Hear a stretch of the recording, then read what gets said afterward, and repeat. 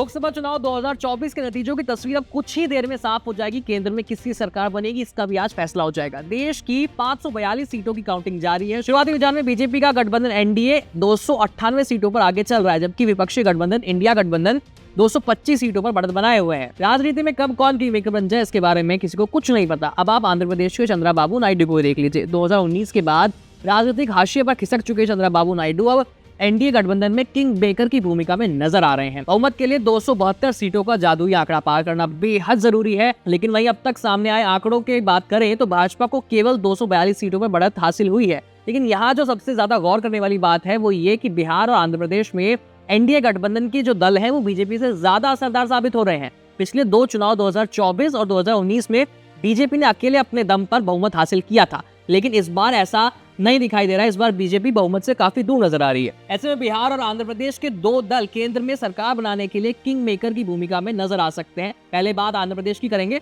जो राज्य में बीजेपी की सहयोगी पार्टी टीडीपी असरदार साबित हो रही है। कुल 25 लोकसभा सीटों में से तेलुगु देशम पार्टी 16 सीटों पर बढ़त बनाए हुए है, जबकि बीजेपी के पास 3 सीटें हैं जो वो आगे चल रही है। वहीं जनसेना पार्टी जो पवन कल्याण की पार्टी है वो 2 सीटों पर आगे चल रही है। बता दें कि चंद्रबाबू नायडू 2014 से 2019 के बीच एनडीए सरकार का हिस्सा थे। उन्होंने 2019 के लोकसभा चुनाव से पहले एनडीए छोड़ दिया और कांग्रेस नेतृत्व वाले यूपीए गठबंधन में शामिल हो गए थे। लेकिन लोकसभा और विधानसभा दोनों चुनावों में उन्हें कड़ी हार का सामना करना पड़ा। हार के तुरंत बाद उन्होंने कांग्रेस से दूरी बना ली और राष्ट्रीय चुनाव की घोषणा से कुछ ही दिन पहले मार्च 2024 में एनडीए का हिस्सा बन गए।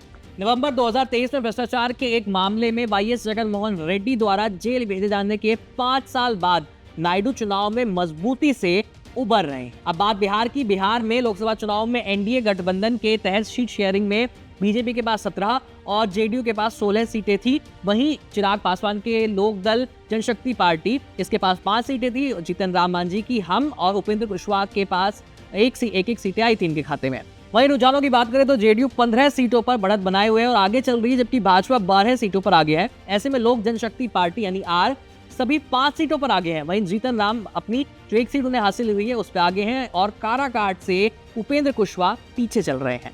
इस खबर में इतना ही। जो भी अपडेट्स होंगे अब तक लाते रहेंगे। देखते रहिए एबीपी लाइव। मेरा नाम है आयुष। धन्यवाद।